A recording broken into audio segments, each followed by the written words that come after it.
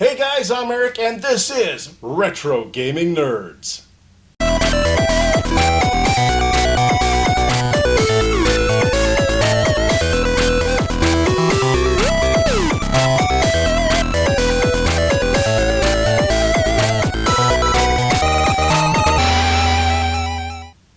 Welcome back, guys, and we got some great gaming going on. Right now, yes, we're back on that Atari 2600 kick.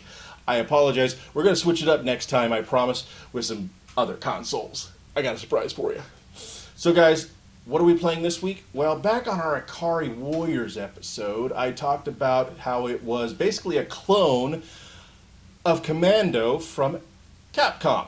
And it was. Capcom's classic Commando came first. Activision actually ported that game over to the Atari 2600, and it was actually a pretty good, version for the 2600. And granted, it didn't stand up much against the arcade for sure, and it fell short versus the 7800 version and the NES version, but the 2600 tried.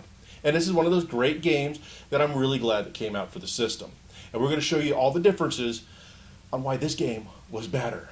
So guys, let's get ready to play Commando on the Atari 2600. Alright guys, so we're getting ready to play that game I promised you. Commando. Interestingly, it's saying Data East up at the top. Even though the game is being made and released by Activision, and the original arcade game is by Capcom.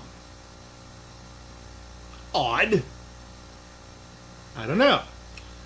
Licensing hell.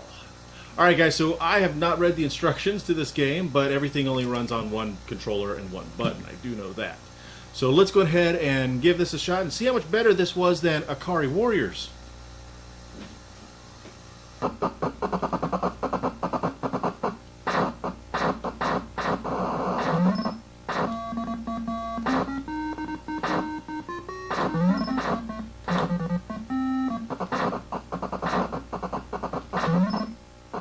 Alright, controls are definitely tighter and interesting.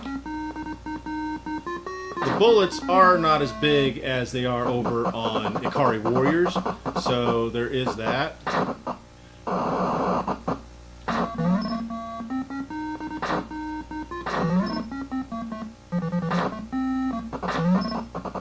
Woo! I skated that one.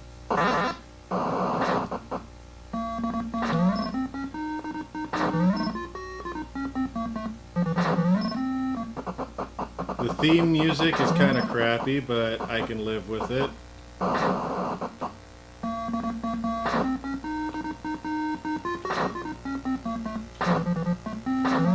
Oh, interestingly, we're at the bridge. There should be a motorcyclist coming across right there, but he is missing from the game. Checkpoints! We got checkpoints!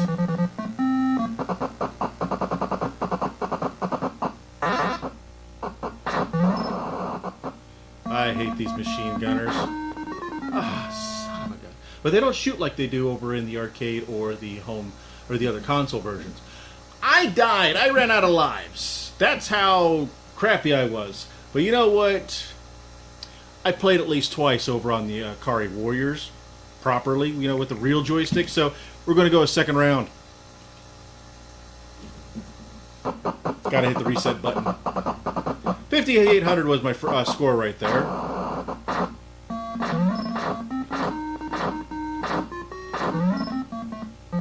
Let's see. I'm gonna say the heck with him. Grab us some extra grenades.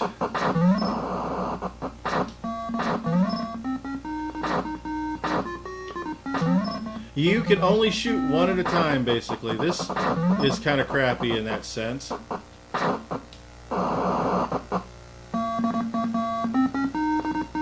Grab more grenades there. Wasted one. Took out some trees!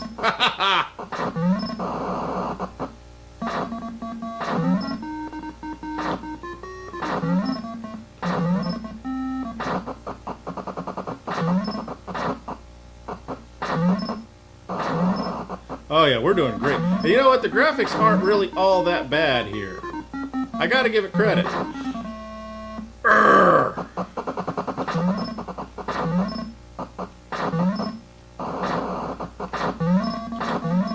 We're at that end level.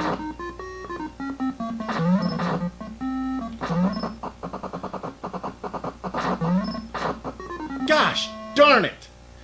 The game runs, I mean, it's slow in comparison to the original arcade. God!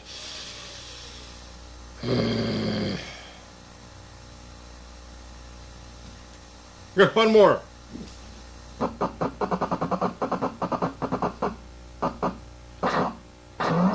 That is the thing.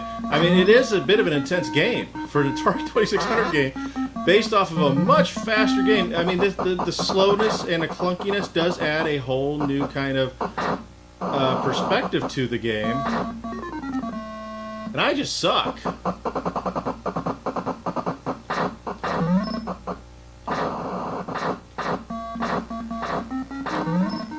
Woo, got it close there. We're just going to keep moving. If I get through... He's easy.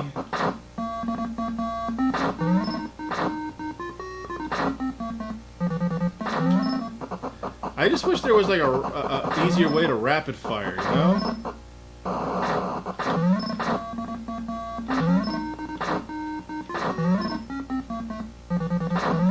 Because this would be so much easier if I could just pound the button.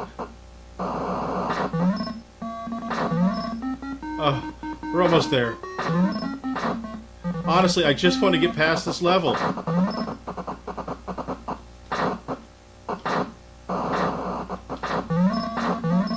Ah! Stop coming for me!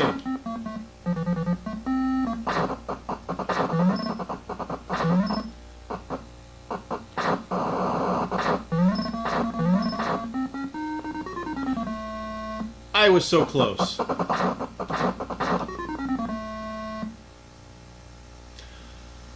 This close, yet that far away. So that was Commando, and I'll tell you right now, it's a harder game, but it's way better than Ikari Warriors. Alright guys, so we just got done playing Commando for the Atari 2600, and it was actually really fun. Now yes, you got to see how ugly the game is, especially if you remember the arcade game, or have recently played the NES or Cut. 3, 2.